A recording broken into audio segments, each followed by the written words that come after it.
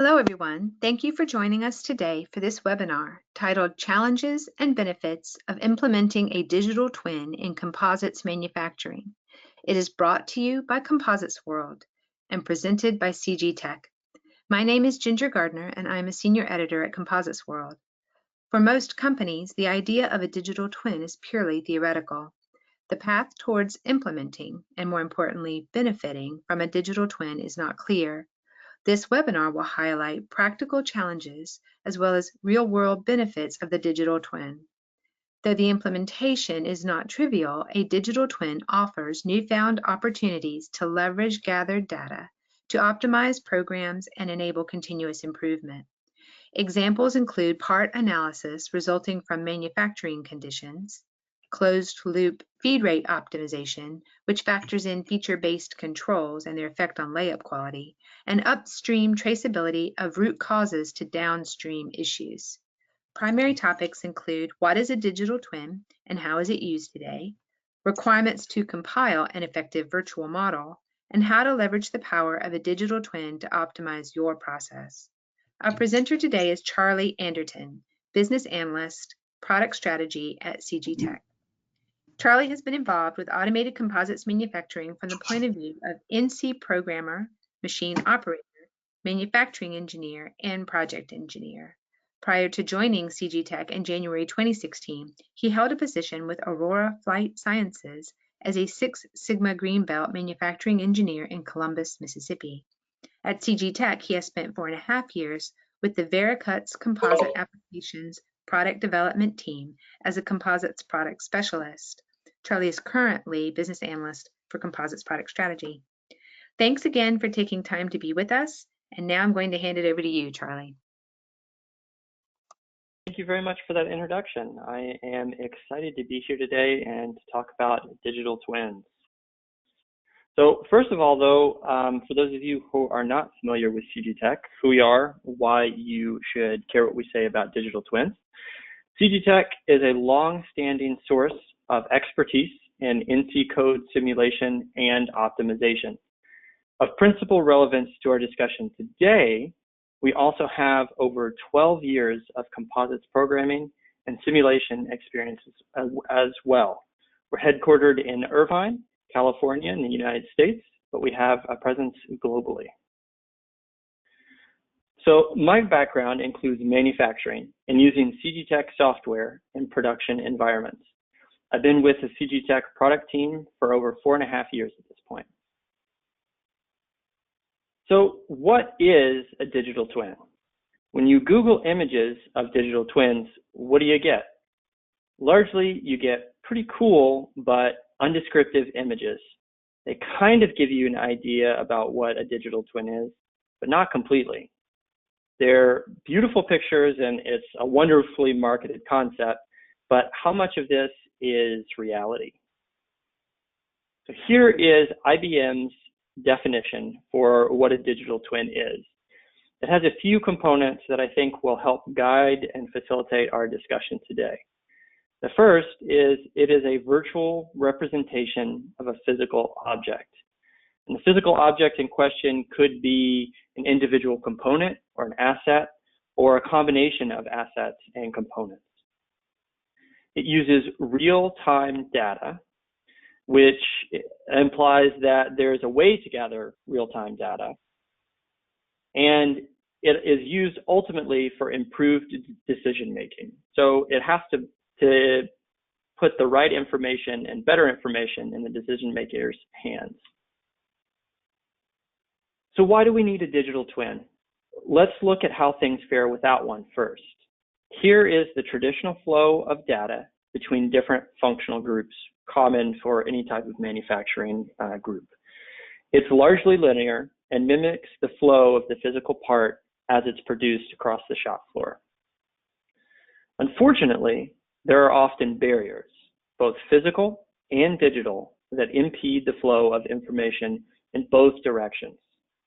This can oftentimes make design feedback loops and continuous improvement feedback loops, really any type of feedback loop, challenging or even impossible.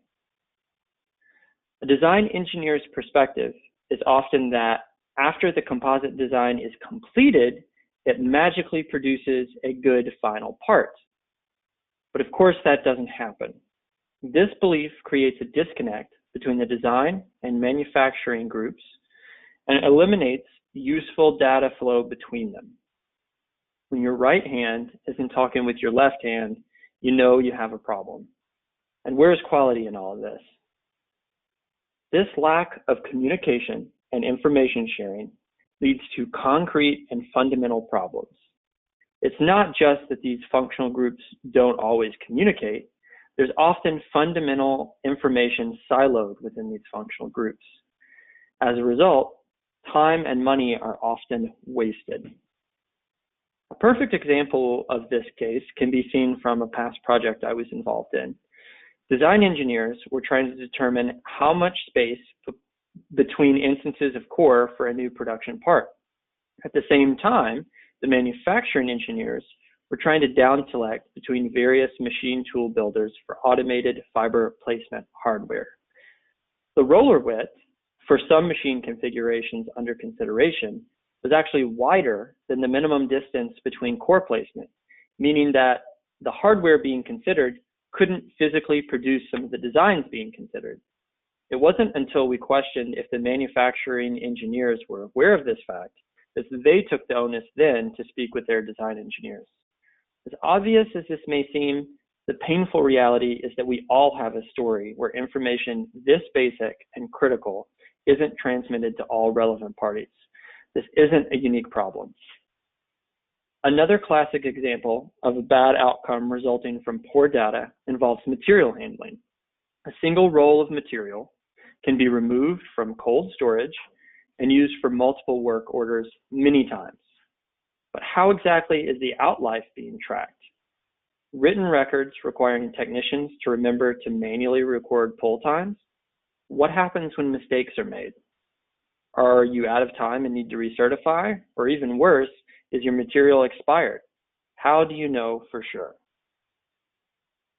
Now that we understand some of the ramifications of our current situation without a digital twin, how do we actually fix it? Enter the digital twin. NASA is actually credited with the first implementation of the digital twin concept on the Apollo 13 mission. Not only did the crew of the Apollo 13 practice before the mission in simulators, which were accurate representations of the real vehicle and controls, but during the mission, ground control was able to help debug and problem solve issues the crew faced.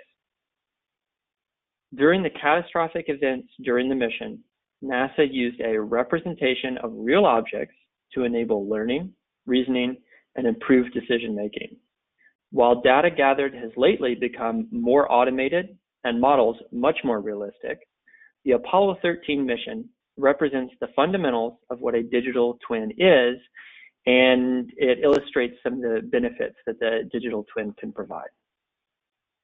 Jumping forward by a few decades, what does a digital twin look like today?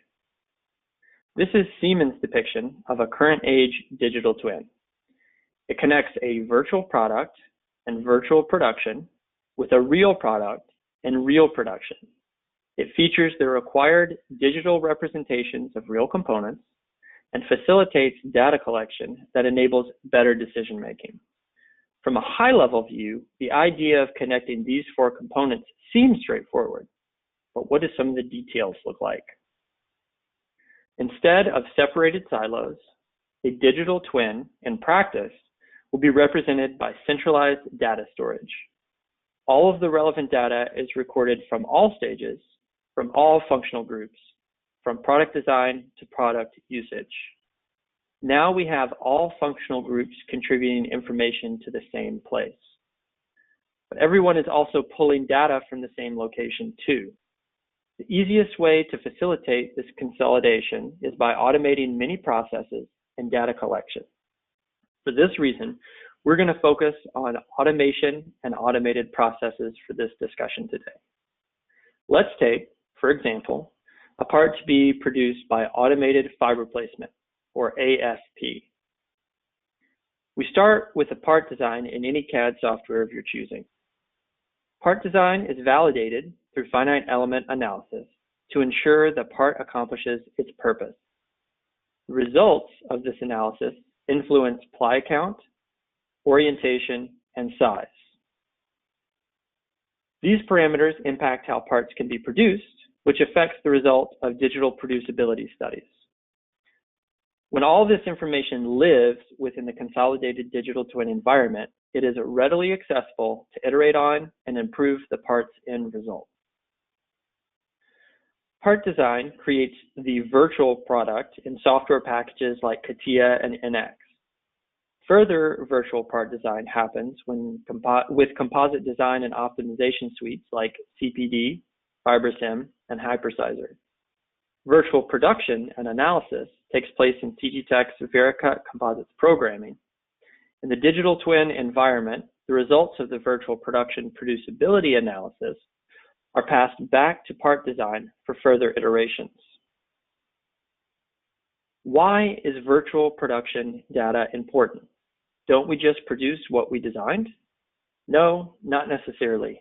Let's figure out why. One reason why virtual production and the ensuing physical production could differ from the design involves revision control. Using the incorrect version would be catastrophic during physical production. Virtual production can be a check to ensure that the correct version is used.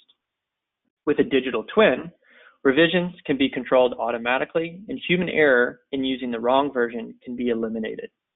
Data controls are automated, and engineers don't have to wonder if they're using the correct version. Another reason why virtual production can differ Another reason why the design could differ from our virtual production includes machine, material, and production factors. Virtual production combines hardware, material, and manufacturing specifications and design allowables into one coherent location. It is the closest you can get to real production because it produces the head paths that the hardware actually uses.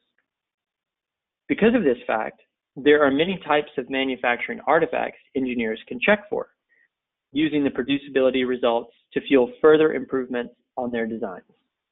Of principal interest are ply angle deviation, steering, overlaps, gaps, and roller compaction. This producibility study is accomplished all digitally. Let's show how virtual production facilitates decision-making in part design. This pink ball that you see here in the middle of our form represents the seed or start point for a given layer. It determines where course generation starts. It has critical ramifications for part design and the end part quality, but those effects aren't often seen until the production stage. Because there are many ways to generate a composite layer, the outcomes can be equally varied. Not until virtual production can a design or manufacturing engineer understand the ramifications of these choices. Here is the path using one valid method, and here is another equally valid method. But without virtual production and then sharing information upstream, how do we know which is correct? How do we know that the design intent is being met? Virtual production provides an answer to these questions, pushing the manufacturing true fiber direction to a centralized digital twin and pulling it into a suite like Hypersizer.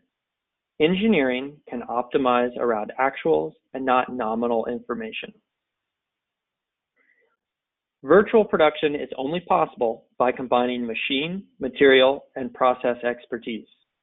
Cgtech's deep understanding of NC codes of all types, combined with long-standing hardware partnerships, uniquely enables us to digitally replicate a production cell. This produces the production digital twin. An accurate digital production cell also enables increased efficiency in operation. Instead of having to manually monitor new and revised machine motion, NC programs can be digitally validated.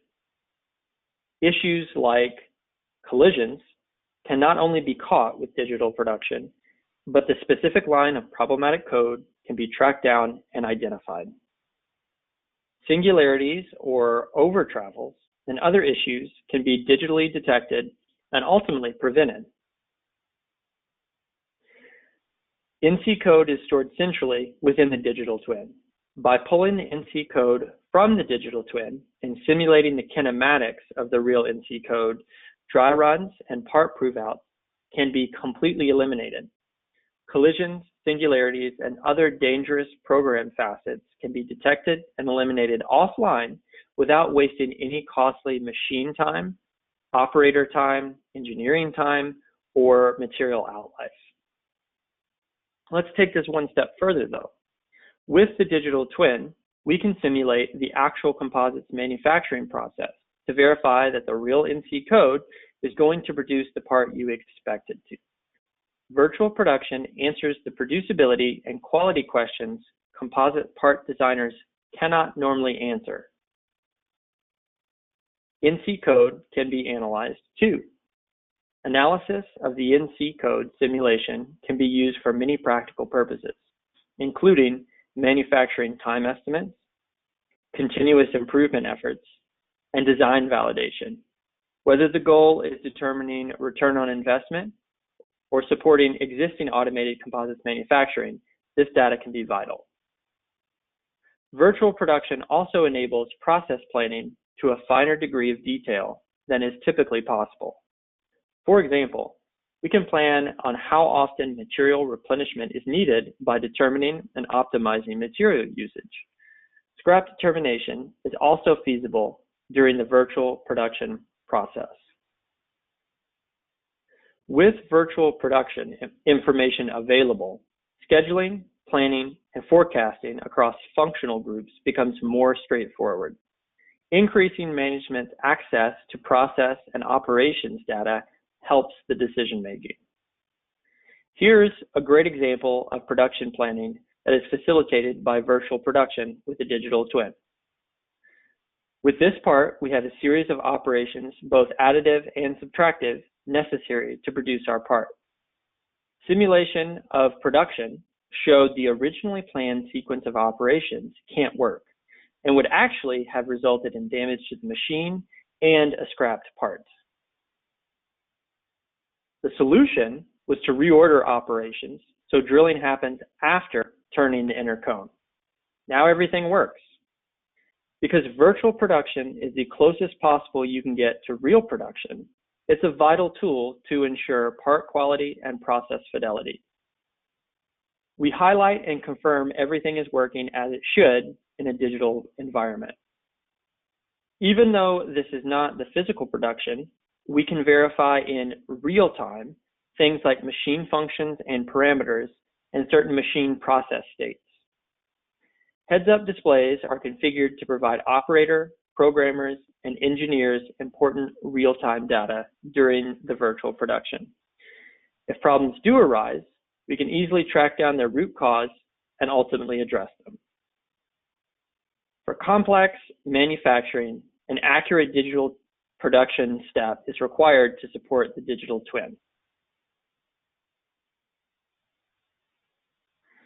Lastly, virtual production is the most cost-effective manner to validate proposed capital investments in hardware and operations. More agile, affordable, and customizable than physical production, virtual production enables finding the right fit between needs and capabilities. It's time to tie in virtual production with real production. For automated composites manufacturing, production can become extremely complex. Challenges at this stage can make or break final part quality. Typically, there is a distinct separation between manufacturing production and prior steps, but the digital twin helps overcome these challenges. Let's see how. Production processes can be enhanced by leveraging engineering and design data. Part inspection is assisted through laser projection of ply boundaries and other critical areas. The laser inspection clearly identifies and focuses quality inspector efforts to help speed up and improve the inspection process. Establishing the connection between design nominal data and manufacturing actuals enables this benefit. In some cases, this can be taken even further by eliminating manual inspection entirely. This is accomplished through automated inline inspection that scans the created part for defects in real time. This data is stored and analyzed within the digital twin for validation or to facilitate corrective action analysis. This is accomplished either by mounting scanning hardware on the same motion platform as the deposit's material or exists on a separate but nearby platform. In this case, scanning typically takes place concurrent with part production when possible. Inline inspection increases the production process without sacrificing quality. The virtual product and virtual production are improved by this as well. When the scan data is consolidated with the digital twin, it can be used to improve part design, making better iterations more attainable. This is another example of a feedback loop made possible with a digital twin that would otherwise not be possible. The last component of a digital twin is the physical part. Continuing with the theme of automation and automated data gathering, we use embedded sensors and technology to measure real-world, real-time conditions. This data is fed into the digital twin, which can then be used for analysis. Key performance indicators are identified and tracked, which provide the necessary levers for management to better understand and affect performance. This analysis enables action to be taken, such as forecasting maintenance, process optimization, and ultimately increasing uptime. How do we measure real-world conditions in real time like this? The Internet of Things facilitates this. With the Internet of Things, everything is digitally connected with the intent to gather data for later use. Common methods of connection include wireless internet connections, radio frequency ID, and other technologies that facilitate automated data gathering and storage. An example that illustrates this revisits our material handling previous example. Let's add a radio frequency ID or RFID tag to our material roll. The tag could be scanned automatically by well-placed readers to track all relevant information, including the ambient temperature the roll is exposed to, the time it is scanned both in and out of cold storage, the location the roll travels to on the shop floor or freezer, and even which work order it's used for. All of this data is stored within the digital twin ecosystem. The Internet of Things produces the data that fuels the real-time monitoring necessary to make better decisions. It is a fundamental aspect of the digital twin and provides more data for management to make better decisions. Artificial intelligence is another essential aspect of digital twin part analysis. Artificial intelligence allows synthesis of various KPIs and data to provide insights and recommendations for actions. Many methods exist of putting analysis results and real-time data in front of decision makers. Apart from the operational and design benefits the digital twin provides, there are financial benefits as well. Here are some that GE has realized. You can see a common theme among the benefits, an ability to save on cost related to better predicting future needs, in most cases related to maintenance. This is exactly the kind of better decision-making that we mean. There are challenges for implementing and using a digital twin, though. In effect, implementing a digital twin is difficult and expensive. Fundamental systems are required, like the Internet of Things, before a digital twin can be set up. Some estimates place the minimum cost of implementing the simplest possible digital twin at $50,000 US, with realistically complex digital twins costing many times this amount. Other costs include the automated hardware necessary to implement a digital twin, which can be several $million depending on what process they support. Lastly, digital twins rely on organizational and cultural support to be effective. It's only valuable if personnel use and understand it. This cost is high and highly variable. Despite these challenges, firms have found long-term savings and improved operational efficiency as a result of a digital twin. This is not coincidental, but it is situational. The more you can automate and digitize in your virtual part and virtual production steps, the closer you are towards concrete benefits and a digital twin. Cgtech is a critical component in the digital twin concept and is dedicated to providing our expertise in this and in other areas. Thank you for listening. Thank you so much, Charlie. That was great. I'm going to start working with our attendees and questions. If you do have questions, please do enter those into the question pane on your control panel at the right of your screen. We will get answers for all of the questions, even if we don't get to them while we're on the air. This webinar is being recorded and will be available online. So are digital twins suitable for every company from your experience? I would say no. And the reason why is, like we've gone over, there are clear benefits to their use, but it really depends on what is being produced in terms of just how valuable all of this data tracking and the investment, if it makes the investment make sense. So, for example, if you were going to build a large aircraft fuselage, right, and you're going to build hundreds of those a year, then yes, a digital twin makes sense. It's worth the investment, worth the effort. But if you are a small composite parts supplier for non-primary parts, then it's harder to make that justification and for that investment to make sense.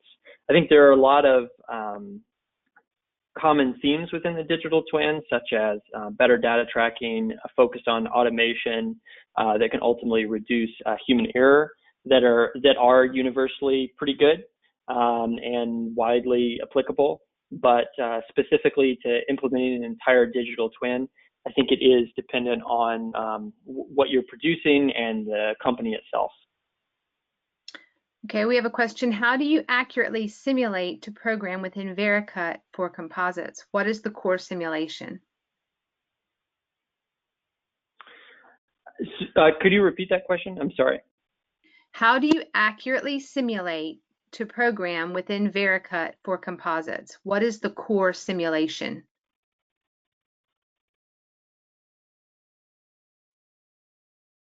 So I guess, what is the core simulation with Vericut? What can you really simulate? Okay, perfect. Thank you. So the accuracy from our simulation stems from the fact that we're actually simulating the G code itself, the NC code that would run on the machine and that would be parsed by the machine's control. So that could be FANUC control, Siemens control, KUKA, anything else.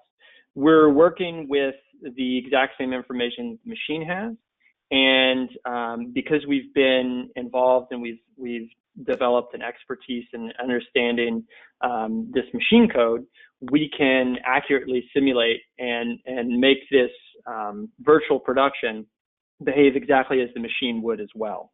We also have many partnerships with hardware vendors and suppliers, both on the composites and metal cutting side of things.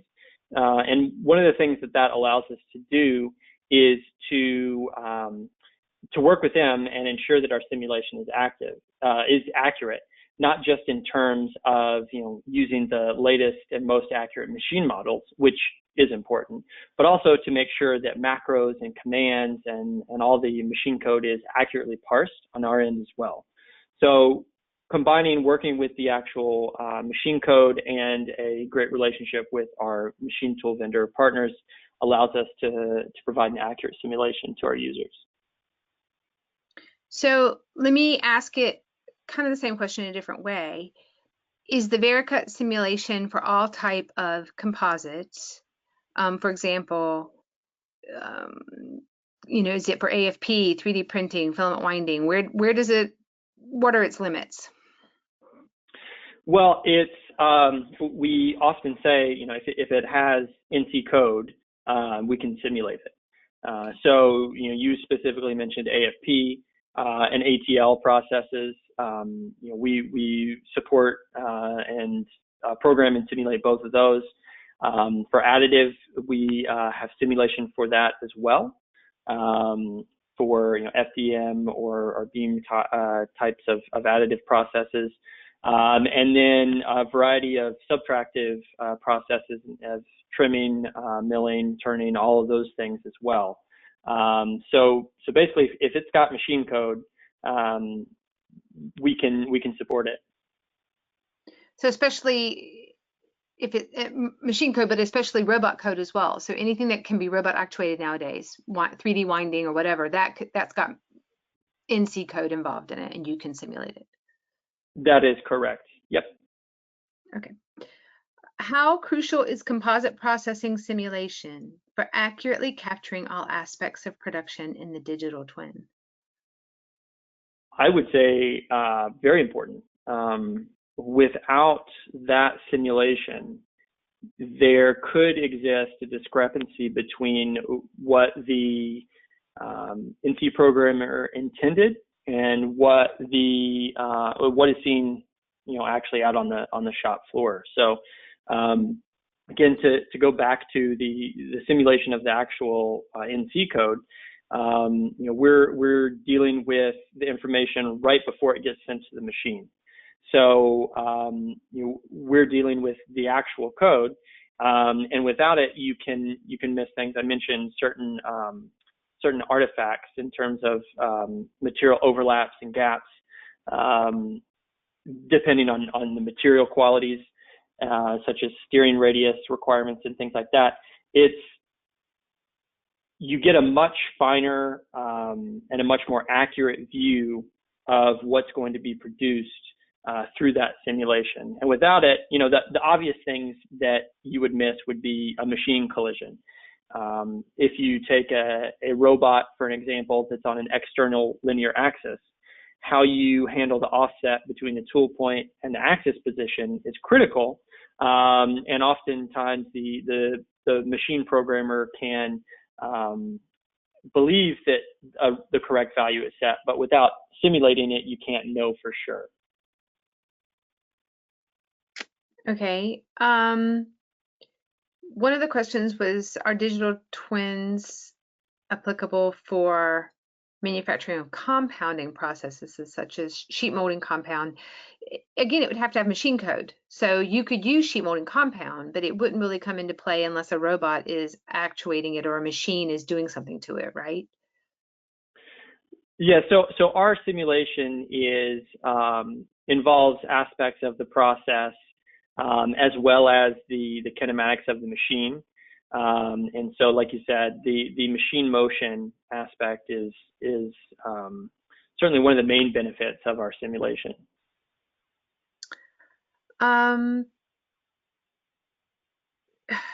This is okay. Do your simulations take into account the dynamics of the robots and not only the kinematics? In our process, we lead with high loads that result in a divergence between the programmed trajectories and the obtained ones. So we primarily focus on the kinematics in terms of robots in particular. Depending on how exactly that's controlled, we can account for other aspects as well, such as acceleration and deceleration, and aspects that I think that you were referring to. Can tribological models be developed using Cgtech and Vericut simulation to identify wrinkle-prone areas in complex composite layups? Yes. So one of the artifacts that I mentioned was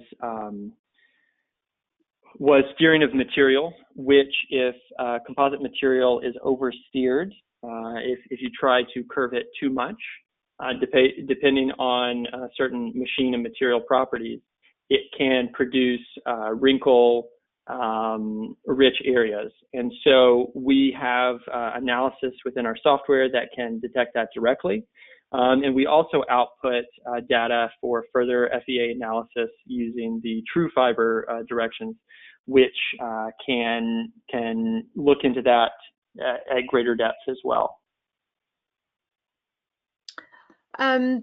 One attendee was asking about, are there learning resource links that Cgtech can make available? Are there tutorials and etc.? Yes, we can absolutely make those available. Okay. How do you track and deal with various raw material prepreg roles going into the same part? How would you?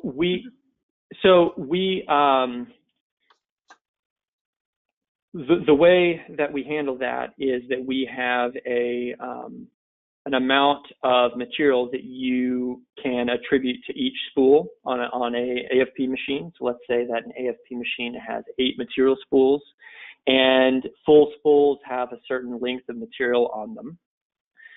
What we can do is we can track, based on the head path of the machine, we know which individual spools and therefore which toes are active for each course.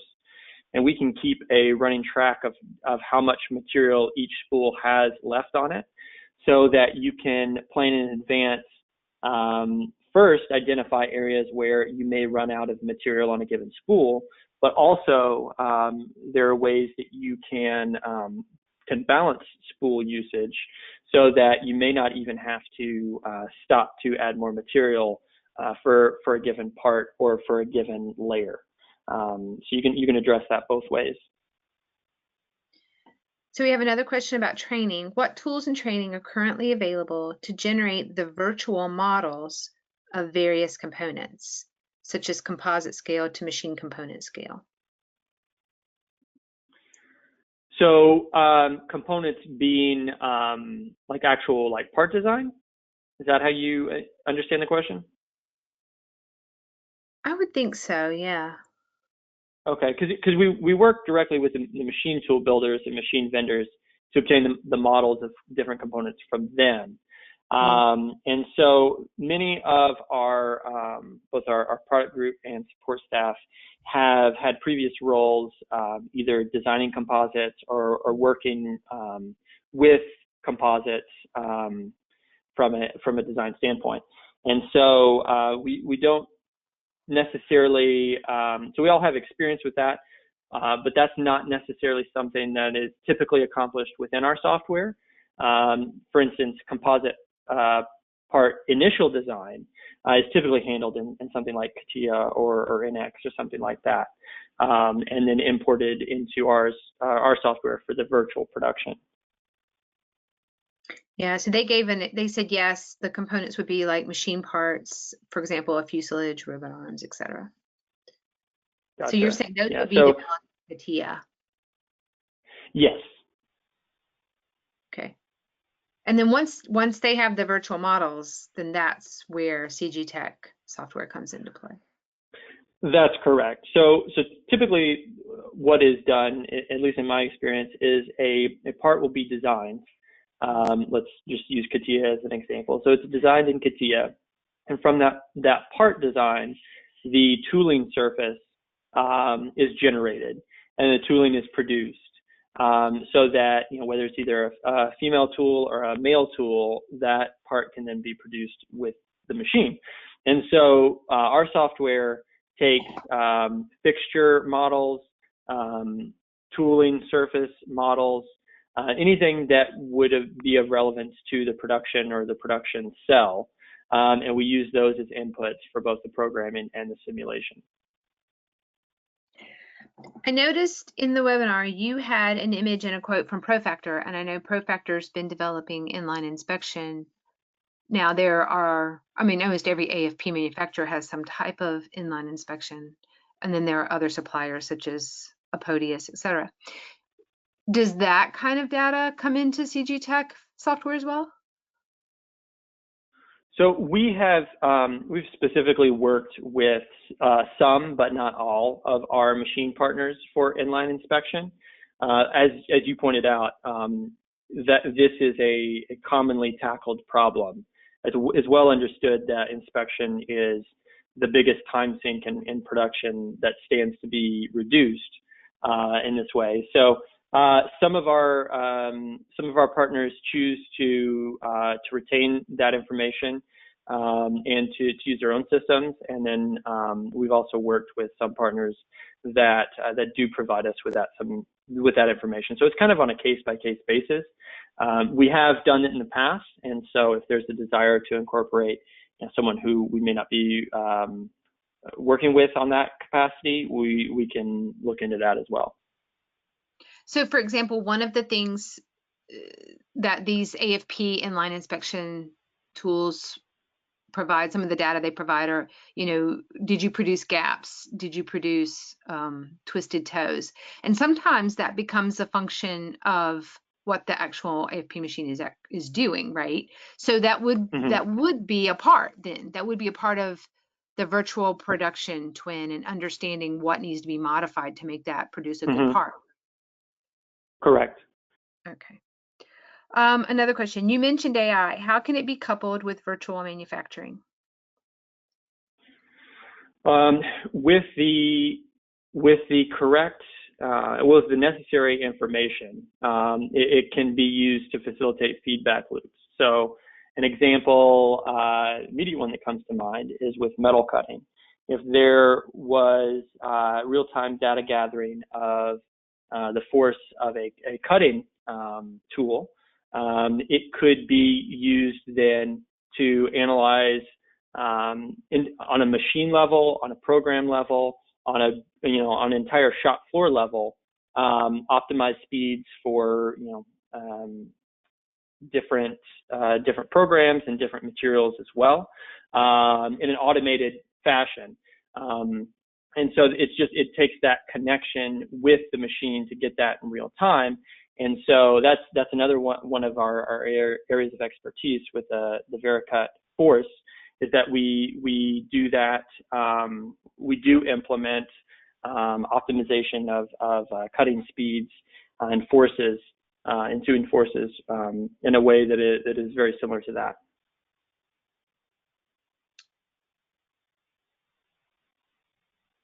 What's your estimate of parts in percentage having a digital twin in an aircraft today? That's interesting. How many years would it take to have 100% in your estimation? I think we're definitely headed that way. I mean, I would say that's the trend. Would you agree? I would agree, yeah. And I don't know. So I'll start off by stating that I don't have that exact answer, but I sense that it's probably still a pretty big minority of actual components that have a digital twin. I know with we spoke about GE a couple of times. Their digital twins and their engines have incredible number of components, but the engine as a whole is a digital twin component that they keep up with and track. So it would be the dream of every airline to have a digital twin of their fleet so that they could schedule preventative maintenance and ultimately keep their aircraft in the air for longer. So with enough time and money, I think we're definitely headed in that direction, but we're certainly not there yet. I think there's kind of like you said, there's a couple of different ways to look at it though. So any product that's being made on a machine and that has some, all machines have some automation involved. So one of the cases I looked at was filament winding, and in the past they weren't really using digital twin, but now they're kind of taking steps forward. And this is a German company, and Germany is very fortunate because they have this system where universities can provide help in digital twinning, which we don't really have here in the US as much. But one of the things they did was just to implement, they had one area they really had trouble with, and so they worked with the university and they found a way to monitor it. And now that data is always collected, and they just hooked all the filament winding machines with Ethernet, and they dump those data files, and then they have that data file now, and they put it into a QR code along with everything else about that part. So like you said, what material was used, what resin, they have the lot numbers, and all that goes in a QR code on the tube, the filament one tube when they ship it out. so that the customers don't have all this paper, because the customers were sick of the paper. They didn't want the paper anymore. Yeah. So, I mean, I think there's ways that digital twin can be really practical, that you can build it step by step. I think it's just thinking about how to make your product and process better, right? Right, and I think that also touches on a point that was made previously, is they started with a problem and their solution was a digital twin.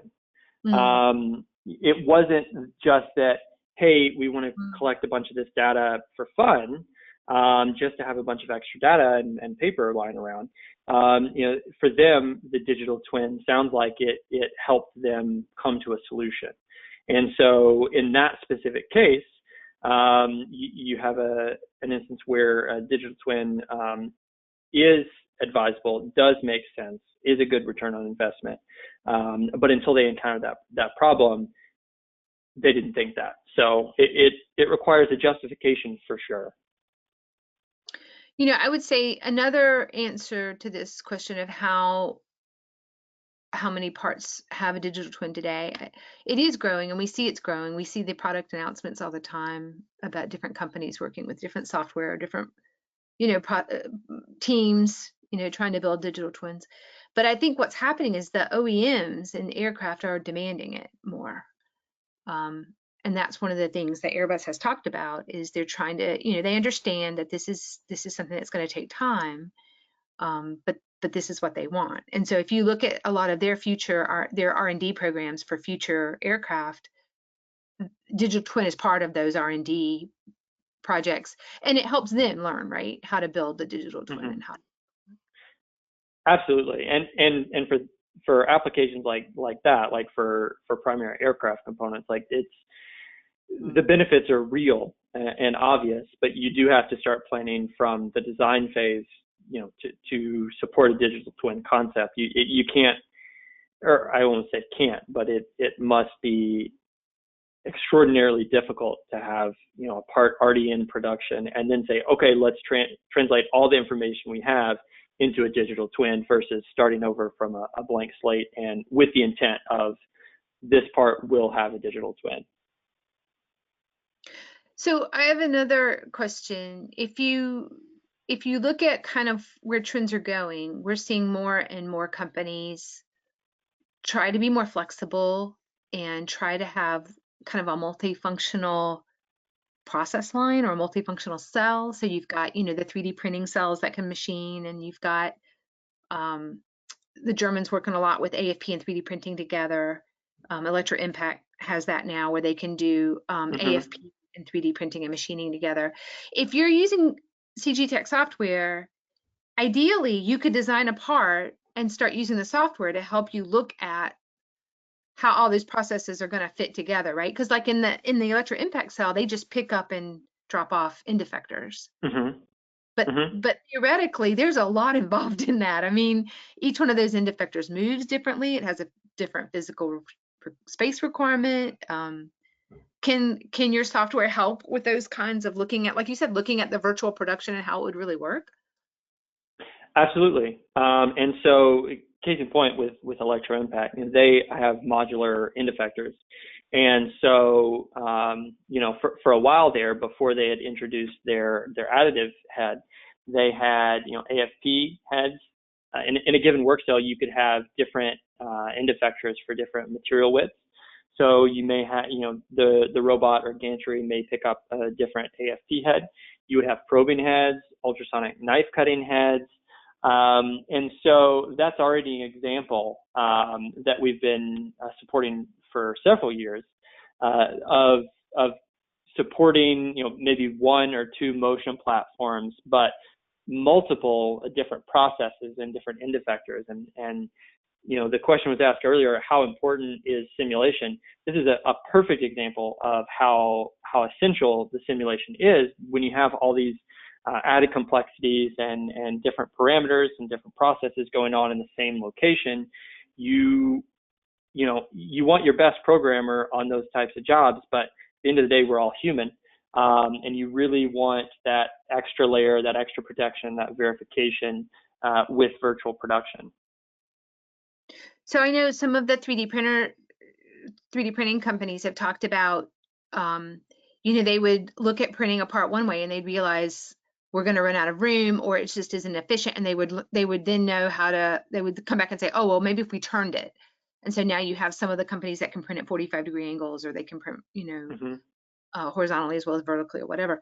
And that's really fascinating to me because with I think as we move into these digital technologies, we have this capability now. We can orient in different ways if we need a different improvement in just the part cost or how we do something.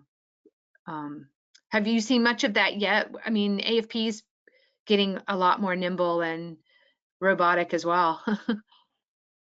Yes, and actually there is a customer story about that on our website involving Middle River Aircraft System, and where they had a very challenging part that they were trying to produce, and so they were looking for a hardware vendor that could produce this with their existing female tooling, because they already had tooling, and to make their business case work, to justify it, they had to keep the same tooling.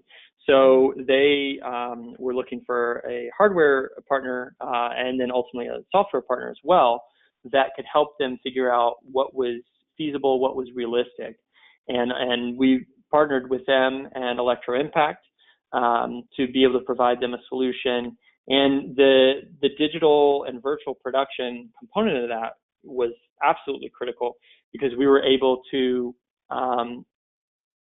tell before we potentially crashed a tool or anything like that, will this fit? Will it work? How do we need to orient this tool in the work cell to make it work? How do we need to control the axes so that we get the reach everywhere we need for all the different layers of this part? So that is a perfect example of that, and that user story is on our website for everybody to read. We have another question. Will automotive applications arrive at 100% digital twin parts first, in your estimation, or is it just too costly for automotive? Well, automotive is more concerned with cost than aerospace for sure. It's with the recent setbacks that the aerospace industry has had. It's hard to say. I would have originally bet on aerospace first, but just as things slow down a little bit right now, it's really hard to say. Do you have any thoughts or opinions on that?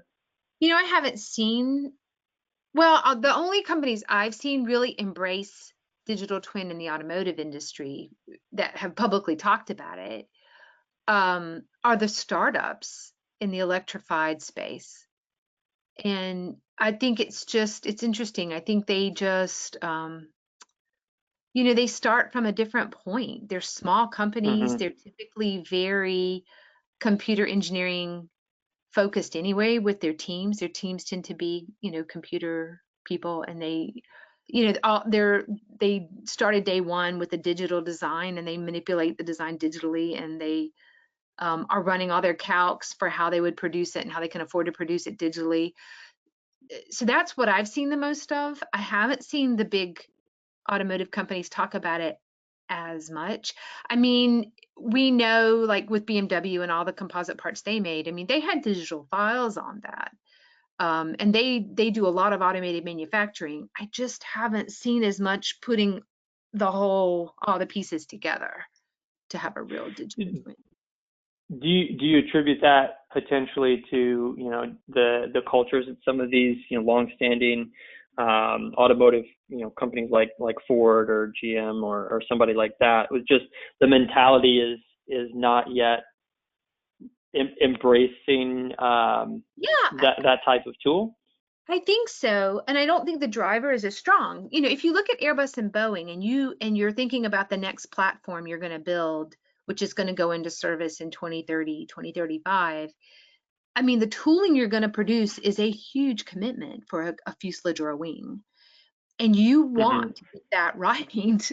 So doing this, all this digital work, and because all the parts are so interrelated and they impact each other so much, and they're just much more. I mean, we're flying all composite aircraft basically, right?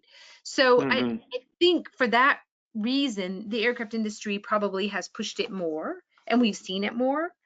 The other interesting thing about aircraft is with 3D printing, they have an unusual position in that if you look at an Airbus aircraft, for brackets, you've got maybe 6,000 part numbers, and maybe the max number on any given part number is 20 pieces, because you're trying Hmm. to, different places in the aircraft, and it just requires a lot of different shaped brackets. So, I mean, in that respect, there you go again. It's a driver to go toward a digital kind of system so that you can get your cost down. You know, having to make Yeah. 6,000, different kinds of brackets is a pain in the butt. And if you want to 3D print them, it might be a viable solution, you need to be able to run, like you said, you need to be able to run the virtual production to see what's really going to make sense. Well, and I think it's probably also easier to justify in aerospace just from the increased costs and consequences of failure, right? If Yeah. your car breaks down, you're unfortunately dealing with a tow truck. If your plane doesn't work, best case scenario, airline is losing a lot of money, and worst case scenario, people lose their lives. So I think those are all reasons why you might see why it seems like you see a more widespread adoption of the digital twin in aerospace industries versus automotive. But that's also a key benefit, which I'm sure you've seen. In aircraft, it's also being seen as a path toward easier, less costly certification. And that's kind of Hmm. where it might cross with automotive, because in automotive, where you see virtual twins is where they go to crash test, and they want to do virtual crash tests instead of paying $1 million. Yeah, What have you seen with certification? absolutely. Um, it's not completely there yet. It's there's the demand for data, Mm. um, but from what we have seen, if the data exists, once it's looked at and certified, then it's not there's not the upkeep that you would expect with an actual digital twin. It's still, unfortunately, from what I've seen, it feels like that's still a siloed amount of data, unfortunately. So I think what the aircraft industry is looking at in the future is that if you do have a digital twin, you can build up this statistical kind of history on your parts in your process. And if you do have changes in process, then that becomes part of this whole equation of how to show what it's doing and kind of build your case for certification. Hmm. But Hmm. I agree, we're a ways out yet. Well, we're getting close to the hour, into the hour here. Thank you, Charlie. It's been great. I really, I've learned a lot, and thank you for answering our questions. Thanks to all of our attendees. I would encourage everybody that if you want more information about this, do contact Cgtech and Charlie, and get connected to all the different ways to learn more about digital twin and what Cgtech can offer to help. And we look forward to seeing all of you again at the next Composites World webinar. Have a great day.